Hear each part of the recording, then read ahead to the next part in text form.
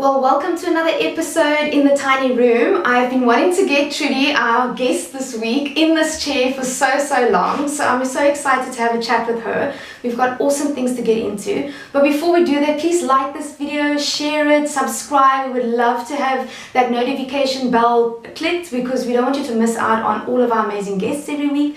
I'm Lucinda Jane Valentine, the owner and lead therapist here at the Tiny Room. So Trudi, welcome. Thank you. I'm so excited to have Trudi in the room because we are going to literally tell Trudi's story today, and we're just going to have literally a catch up, and hopefully you're going to benefit from all that Trudi and I have to kind of get into. But Trudi, just a bit of an introduction. Obviously all of you got to see on the promotional image that you are a wife, a mom, a business owner, or a future is female, female boss owner, female business owners, which I am too, very passionate about this. Just give a little bit of background as to kind of like, let's say your business, BeeVirtual. I'd love to know, what is that all about? Let's just hear about this now before we get into everything else that we wanted to chat about. That would be awesome to share.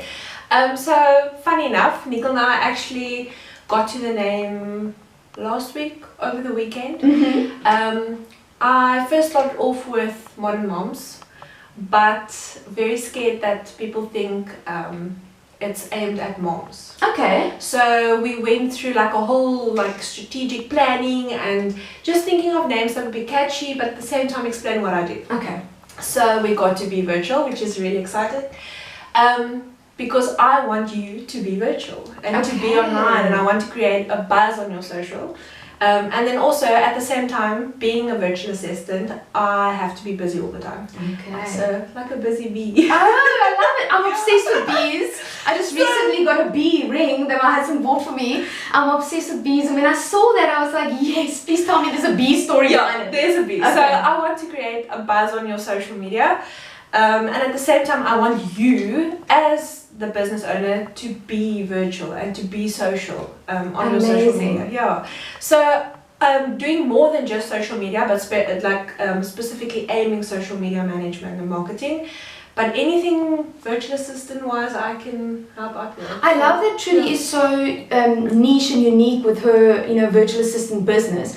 Because we're going to get into now already, because we don't want to keep you guys waiting much longer, but how Trudi ended up coming into the tiny room quite a few months ago already, and how we've had full circle where Trudi is now an absolute asset and a pivotal part of our support system here at the tiny room when it comes to our operations and our social media, digital marketing, and her husband Nicole, who has done our search engine optimization, which I hope he'll be a guest at some point too.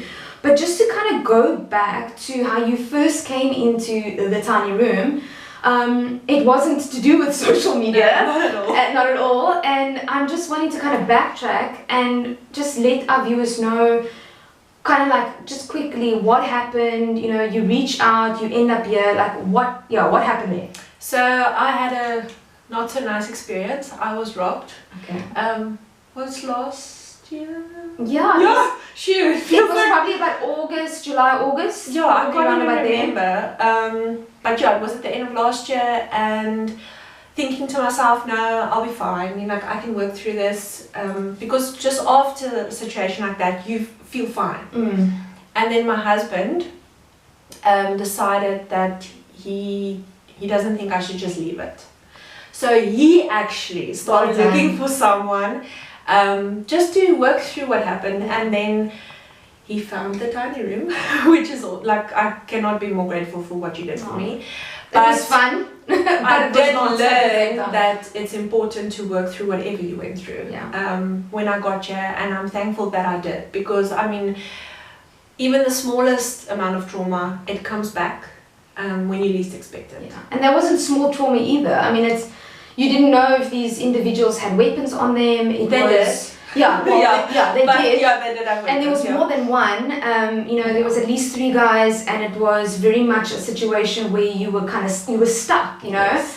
And in a way, it's almost like a hostage situation at the same time, and it's not just a robbery. So it's got a couple of traumas that are happening, and I know that, if you don't mind me sharing, the after effect of trauma, people don't take seriously enough when it comes to doing the smallest of things, like going to the mall or being in your car again because the robbery took place while you were in a vehicle or in your car, going to the place that happened because it's possibly your workplace.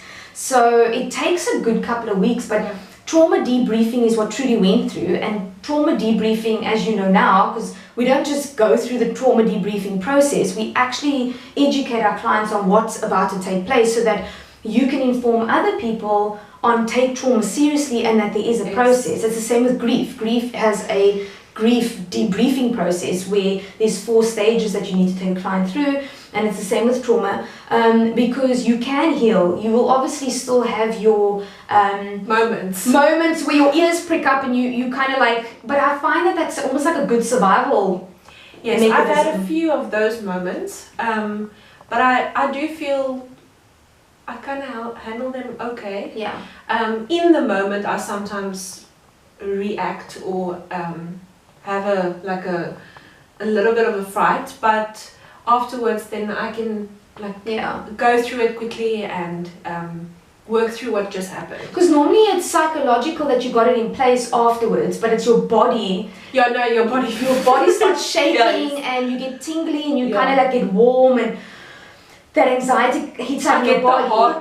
The heart rate's going very, But you're logically unpacking it, and that's what mental health is all about, is keeping you strong in your thoughts and unpacking it and processing it there, so that you might still have those moments in your body, but you can calm yourself, process it, deal with it and address it in the moment. But moving on from you coming through the trauma process, just so that you know, Trudi did not leave after the 3 to 4 sessions that you would do in counselling. She ended up going on our therapy process, which is 8 sessions. We ask our clients to commit to 8 sessions for therapy. Therapy is a bit more long term. Many of you have heard in our other videos or maybe in some of our episodes the difference between counselling and therapy.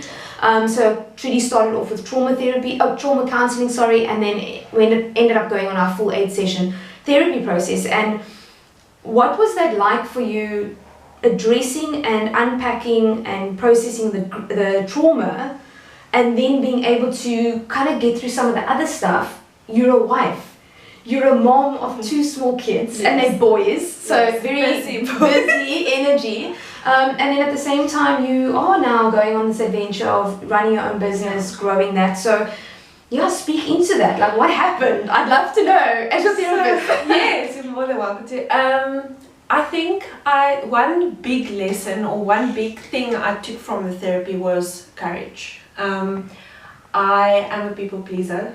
And reformed. High five. We're getting there. And I'm always scared to take the next step. Scared of the unknown. But coming here and working through more than just trauma, and going a bit like back to childhood. I can't say trauma, but childhood experiences that really just restrict you. Yes. I feel. I got the courage to get up and resign from my full-time teaching position. I'm a former teacher, and do what I've always wanted to do. Not necessarily being a virtual assistant, but working from home and being available for my boys. I've got a 1-year-old and a 3-year-old, and they are busy, but I love being there. Even though they are in school, you are available whenever they need you, and that's important for me. To and be owning available. your schedule. Owning your schedule, being able to manage your schedule, work when you want to, when you're the most productive, when you don't need to be there for the kids when they're at school, and just having that flexibility is very powerful. It's a lot of people's dream, and it can't be everybody's dream. And it's scary. Like taking that leap is so scary, because I was in a comfortable situation where I got my salary every month, I had pension, I had medical aid, and now dropping all of that and starting your own thing while you have a 1-year. Well, that time I still had a 8-month-old, a baby. Yes, I had a baby and a 2-year-old, and but having the little nudge from my husband, and then coming here and learning more about myself, learning that I'm capable and I can do this. if you want to, obviously. Yes, like just diving and that in. need was there, and that desire was there, and that willingness. But it's just finding out, like you said, you're capable, but that belief in yourself. And it's not just reassurance. Therapy is not just to kind of pat you on the back and be like your cheerleader, because there is a difference between life coaching, counselling, therapy. It's all different, but we all, as practitioners, have a space to fulfill a need depending on where a client is at. And you kind of got a mixture of all of it, because a lot of it's stuck. It's not just a flash in the pan, superficial, rah, off you go, live your best life. We really want clients to, in their minds, in their actions, physical, environmental, and you had a lot of challenges with the environmental, with the boys and being a wife and, having that full-time job at the time, and just all those risks that comes with kind of leaving that. And then, and there's finances involved, there's the responsibility, there's a lot of stresses that we can get into the details, but we don't have time for that. But moving through the process and gaining all of those details, and even the caption to this episode gives maybe a little bit more background, but I'd love to get into, if I may, because I'm also a wife, and this year I'm married 10 years, which I think is awesome. Wow. Yeah, it's pretty cool. And I have the most amazing husband ever, best bud. It's not always easy. It really isn't always easy, especially when like myself and my husband are so different. But there are similarities, obviously. But being a wife, you were a wife first before the kids came along, and maybe we can kind of transition from at the time when the trauma happened, but even before that, you got married, you had kids, from what I take it, fairly young. Yes. And so you're kind of finding your way. What has it been like for you now? Yes, it helped for you to start your business and fully throw yourself into it, but what has it been like for you as a wife? All that you've gained through this process, because therapy and counselling is a process. It's not just the ad hoc here and there. It won't. If you've done that before and you haven't seen results, it's probably why. You need to come to listen. But even if you go to a practitioner that does a process, I always ask clients that come into the room, where have you been before? How many times? And how long were the gaps in between? Because then I can suss out if there was a process that took place. Because you shouldn't be in counselling and therapy for 2 to 3 years. Every week or every month or whatever. You should go through a process, address, unpack or whatever, and then have long gaps afterwards where you have check-in sessions. But regardless of that, clients will come in and I'll ask them, and I can tell they haven't gone through a process. So you go through this process, you gain so many things. How did that translate and get applied into being a wife? So it did bring me and my husband closer. Awesome. Not necessarily the trauma, but no. Well, maybe. I mean, afterwards you're like, thank goodness I'm still here for my husband. But you gave us a wonderful book. Okay. The 5 love languages. Yes. And we really took that into our marriage, and we discovered that our love languages change, and we never really knew that it does. So we thought we were giving each other love in the way you want to pursue it, but we weren't. But completely passing each other. Yes. And it was actually scary, like not scary, but it opened our eyes. Yeah. And we both went to a lot of trouble to learn about the other one's love language, and that definitely brought us closer again. Because I found that, I've got a selfish tendency, and if any of you have a selfish tendency, raise your hand. But at the same time, I realized that my top love language is quality time. And so I would, not knowing all the background at the time about the love languages, I just kind of knew that quality time was my top way of receiving love. And so I would do that to my husband, not knowing that that wasn't his top love language. So I'm like, why is this dude not appreciating all my efforts, to hang out? And then I realized, I think it was like acts of service, but it's true. You need to do it at least every 2 years. Even if you're not in a relationship, just with yourself, every 2 years, redo the assessment or the quiz, as they call it, and see if there's any change. The top 3 might be the same, but the percentage, the weight, it changes. It changes, and you must take note of that. So we were also passing each other, and then I was like, I think it's acts of service. Let me make a cup of tea or a cup of coffee or a meal, or go fill the car with petrol or whatever, the things that he would value as acts of service. So it definitely helped. It does, because we also tended on doing what we wanted for the other one, and then not understanding why they didn't feel loved. No, it's like you can see they're just like brushing it off. Be like, why are you not appreciating my efforts here? We were missing the mark. Okay, and then at the same time, we went through a stage where we felt we had nothing in common. Okay. I was teaching. I did not love what I was doing anymore. Not necessarily. I love kids. I love working with kids. I love teaching. But mainly, it had a big strain on me. Teaching is not an easy thing. I'm a friend of teachers. I also left teaching. Yeah, and having 2 little boys, I got home and I realized that they don't fit in anyway. I'm so tired from being everything to 18 other kids that I couldn't be what I had to be for my kids. So that was also why I looked for a new venture where I could be more there for them. Yeah. And not other people's kids. And in line with your interests. Yes, so I know for some people that's their life, and I really take my hat off to them. But I quickly realized that's not my journey anymore. I did it for 6 years, and so I think we kind of lived past each other for quite a while, especially with babies in the house, not sleeping enough. But since I started this new journey, we have connected more than we've ever did, because we share so much interest. He does certain parts of the business, like the SEO, the websites, the stuff I have no clue about. He's amazing. And then I do the social media and the planning and like the more admin parts of it. And we just like have so much to talk about, and we get excited together about so much.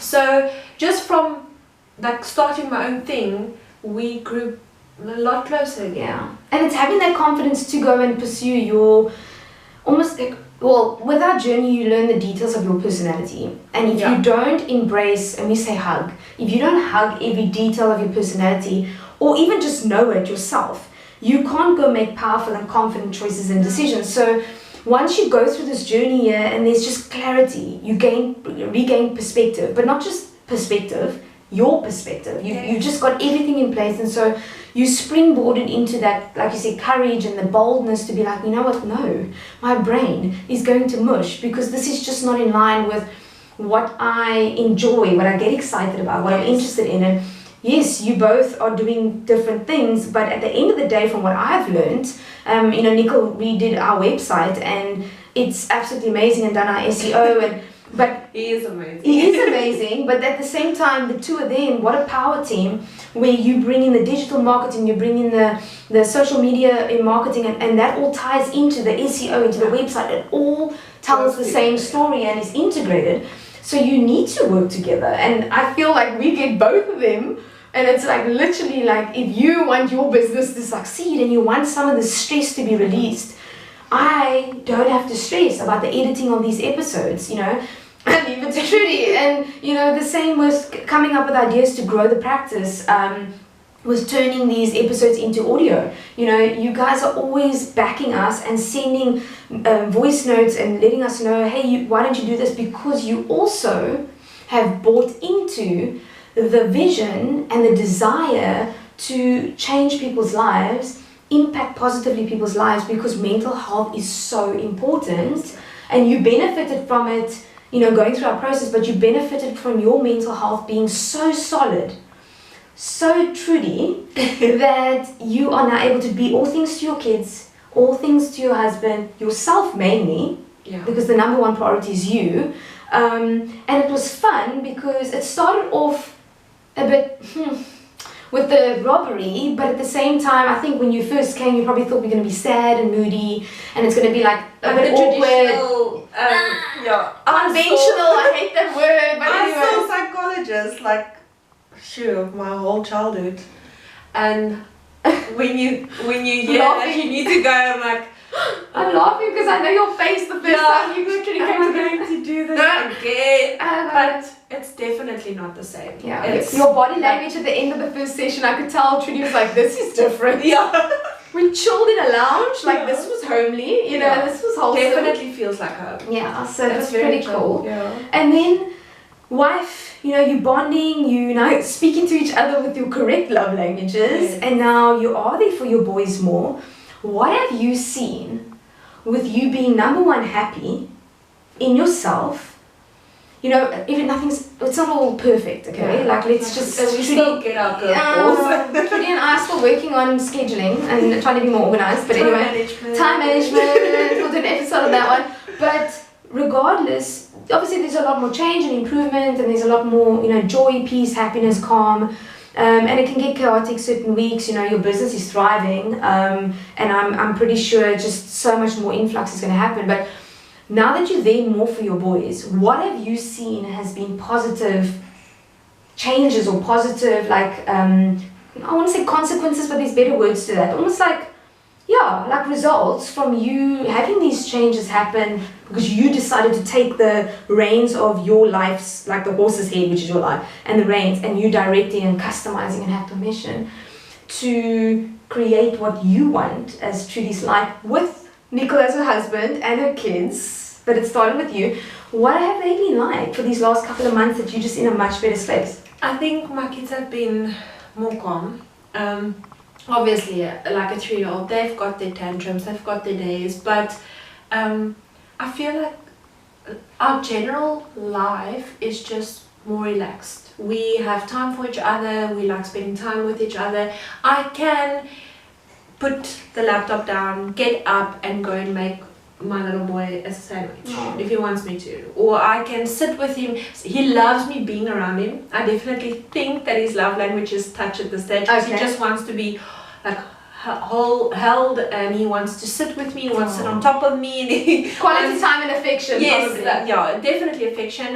The smaller one, don't know yet. Okay. Yeah, he started being clingy now, but I am able to put stuff aside and be there, hold them, watch TV with them, play with them, sit outside, even if it's just for 10 minutes. I love it. The quality time of just being available. And not just pushing them aside because you have to go do something, or you have to leave for work, get in the car, get ready, travel. That takes time. I got up in the morning before they were awake, and I got back for bath time, and so I did miss out on a lot. I missed out on so much, but now I'm there for everything. The freedom that you must feel, because it must feel very... It gets overwhelming, don't get me wrong. I mean, trying to do your own thing with a 1-year-old, it's not easy, and working from home. Yeah.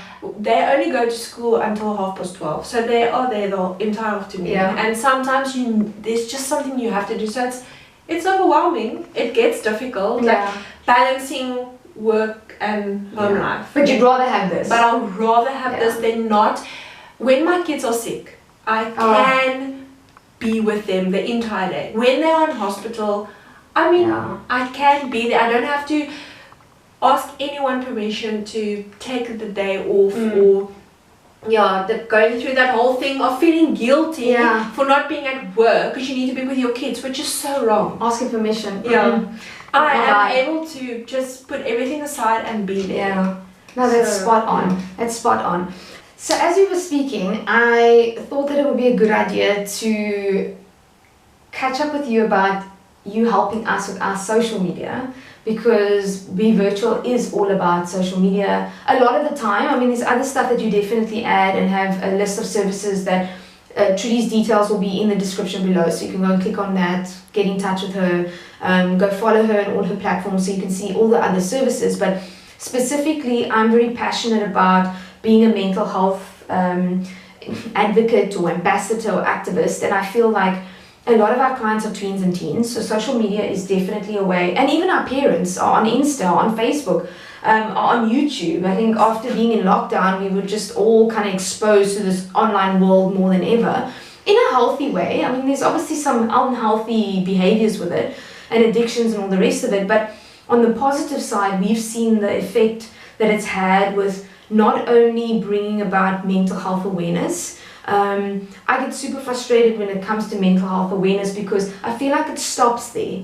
You know, you can bring awareness, but then what? You know, a lot of people are like, but now then what? What's the next step? What's the next step? Like, I have the tools, you haven't given me anything really to help me with my problem. And all of the viewers watching now, you know, you might have an issue or a blockage or a challenge. So it's not unique. And it's the same with there's great content out there, don't get me wrong. I mean, we are still very amateur in our content and are always open to suggestions, so please comment below. But even the mental health care tips that I see given, you know, they're great, but it still just stops there. It's not taking an individual through a process of unpacking and rebuilding and rebooting, and I feel a mental health care practitioner can only, you know, address that and help with that through a counselling or a therapy process. So getting back to the social media, I mean, I don't know if I don't want to tell your story on how you're helping us, but how has it been for you starting as a client, coming through, having complete buy-in to our vision and our heart and the personality of the tiny room, and that we're not conventional in any way, shape or form. We are not traditional, we are not clinical, stiff, weird, awkward. Yes, we have all the knowledge and studies and, you know, qualifications that we require and more, but we're also just normal people. So how has it been being on the other end, from a business end, and helping us with our social media? I don't know, what has it been like for you? I'm dying to know. I mean, you've told me some of it, but tell me more. It's exciting. Like, it's so exciting. I love what you do. I love sharing what you do, and I really feel it needs to get out there. And as I've told you a million times, social media now is the place to be. Yeah. It's the best platform to advertise or to inform people of what you do and how you do it. Yeah. Especially with teenagers. I mean, they spend hours on social media, especially Instagram and TikTok and all those platforms. But even on YouTube, I mean, I know a lot of teenagers that love spending time on YouTube, and I don't think there's other ways of getting the word out there. I think, like, if you use social media, you target so many people. Yeah. And the parents, I mean, they are the ones sending the children and seeking help. Yeah, exactly. Help me out. So I get very excited when I work with the content and putting it out there, because I want everyone to know. Yeah. I feel like I want to take a mic. People, go to listen, watch the episodes, go read, you know, I feel there's power in social media. Yeah. You can share. You don't have to share everything. Yeah. You can choose what you want to share, but you can share so much. You can inform, you can educate on social media. For us, the story that we just want Trudi to, through BeeVirtual, you know, being part of our ops team basically, and our support village, if you can call it that. And I always say it takes a village to raise a business, and you and Nicole are really part of that. So, and our intern Whitney, shout out Whitney. And for us, that support has been crucial, but at the same time telling our story right, because it's so different. And people are always asking, but what makes you so different? It's so difficult to articulate it when I've lived it and I've professionally gone through thousands of journeys with people, and been in that pit and the messiness of life, to kind of not couple the knowledge, the theory, the book smarts with the street smarts, and create this framework and this process. And we call it a journey, because it is a journey. It's not like this, it's up and down, and you experience the up and down so firsthand, and also just being a mom and a wife and, you know, business owner, there's ups and downs.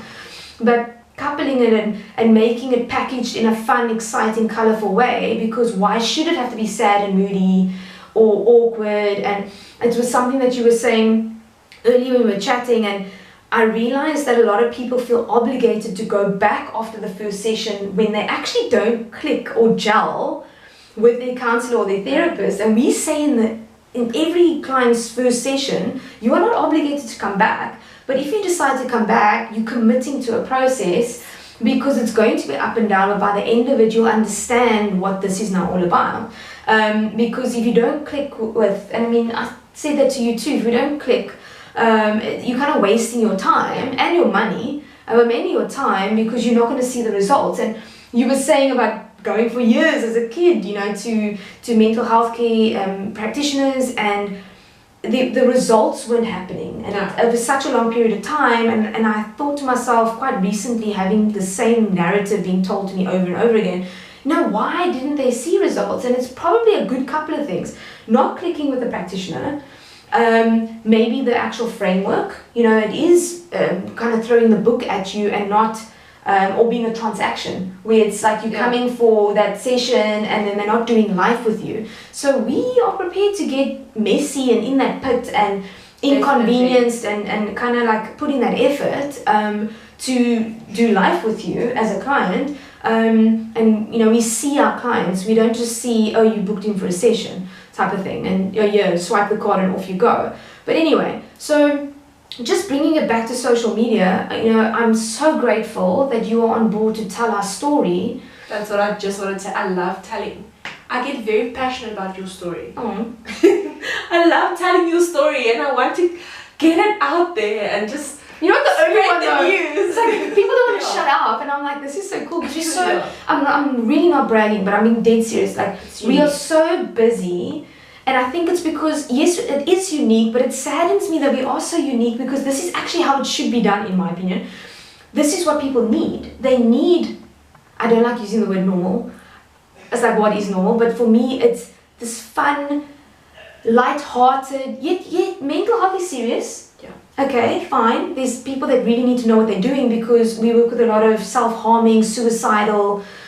We've got clients who have schizophrenia, bipolar, Asperger's, all different types of mental illnesses, chemical depression, and all the rest of it. But at the end of the day, we people. And why, with all the adulting that we have to do, because we say a lot, life takes dumps on us quite often, and adulting can be super boring, and responsibility and all the rest of the chaos that goes on. But at the end of the day, we need to bring balance. So why must your therapy be work?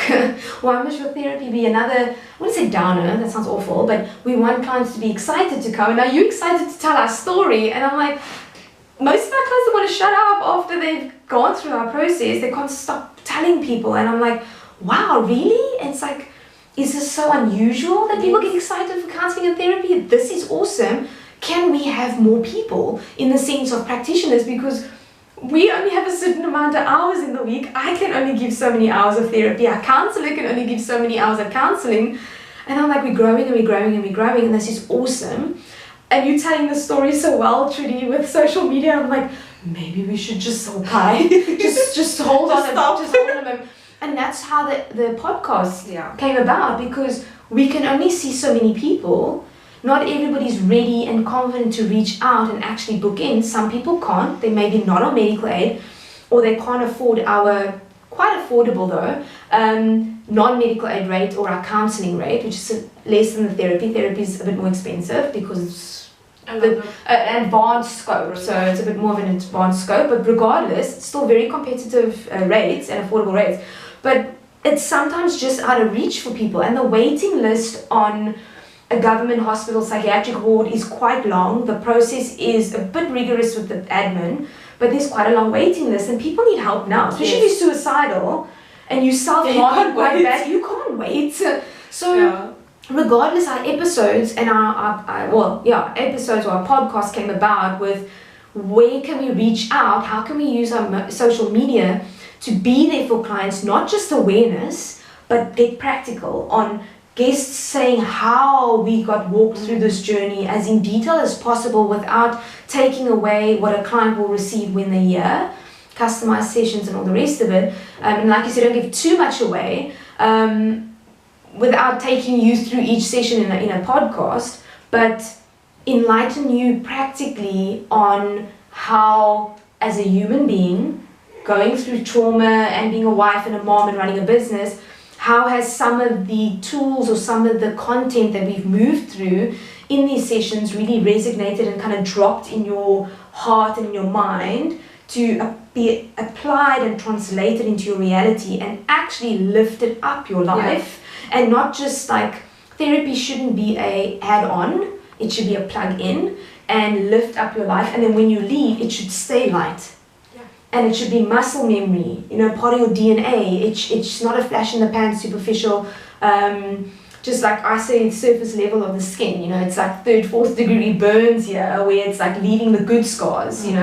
and taking you through the rest of your life. And living your best life is not just a hashtag or a slogan for us. We desire it for every single client because your sons are benefiting from it. Your husband is benefiting from it. Definitely. But you came for your need.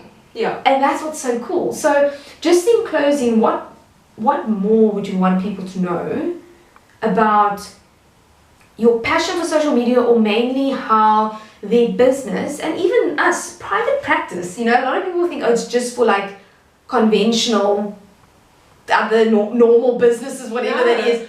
But us as a private practice, we took it seriously and we came to you and like, strategy, help us. And you've put amazing stuff together, gave us ideas, and we started implementing it, and the podcast came about because of that suggestion.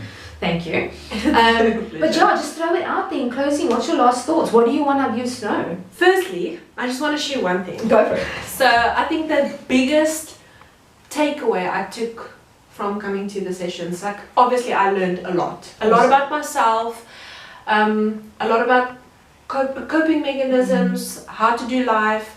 But the one lesson I took from coming here was to be firm. Nice. That's like the one thing. As I said, I'm a people pleaser. She says it so softly. I don't want people to hear. Just kidding. I love seeing people happy and seeing the results, and like the way it makes you smile and it makes you happy. I love seeing that. Yeah. But I did learn to be firm and to say no more often. Yeah. To create more time for myself. Yeah. And I think that's one of the biggest things I took away from coming to therapy. Even like dealing with everything that I've been through. But it was a big thing. That was major for me. Yeah. And it wasn't even the main reason I came here. Yeah. So most of our clients that come through our doors are chronic people pleasers, and it's because a lot of our clients are just nice people, and over the years been taken advantage of, and they've crossed the line to toxic and chronically people pleasing. I was one of them. But it takes away your happiness. Completely. It takes away your happiness, and I had to learn to just say, like, I'm drawing the line and no. Yeah. Being assertive, like you said, being firm. Yeah, firm, not being assertive. rude, just no and saying no in a nice way. Yeah, for sure. Yeah. It's how you say it. It's not what you're saying, it's how you're saying it. Yeah. And also you knew what margin you were creating. And I'd love to write a book about this, how to create more margin in your life. So, watch this space. But I'll be advertising that soon. Yeah, probably. 2024. But creating more margin in your life, because I'm a minimalist. So for me, less for me is more, and quality above quantity. And I think you've come to realize that knowing your priceless value and worth, that you were settling, you were tolerating, you were doing all these things, and it was crushing you. It was. Suffocating you, and it was taking your mental and physical energy away. Definitely. And now you've got such a new zest for life. You've got your own business that you're busy building. You're putting in all your amazingnesses and awesomenesses, because we use our own words here at the time, and what buzzes and jazzes you to grow this business, and then in a monetary way even value you more, because you were kind of flogging your guts out there at previous jobs and stuff like that, but not seeing the value and not seeing what you get paid. Yeah, I did get got paid for what I did, but I didn't get the awarding, the satisfaction. Wow. Yeah. So with the social media, when you see the results and you see the followers, or you see the product being sold, like, I don't just, like, obviously the clients I work for, it's different for every client. Some clients want a product being sold, and some people just want awareness. Yeah. But when you see the results, or you hear about new people that came through because of the social media awareness, it's so rewarding. And I say this to Trudi all the time, and I know, and I say it to Nicole too, and I think they get annoyed with me, and I really don't care. No. But they have changed people's lives, and they've saved lives because of what they do. So yes, literally saving lives. And if you are somebody who is needing mental health support, or have been wondering how to reach out, it's pretty simple. Just email us on the info@thetinyroomtherapy.com, or reach out on our Insta, on our YouTube.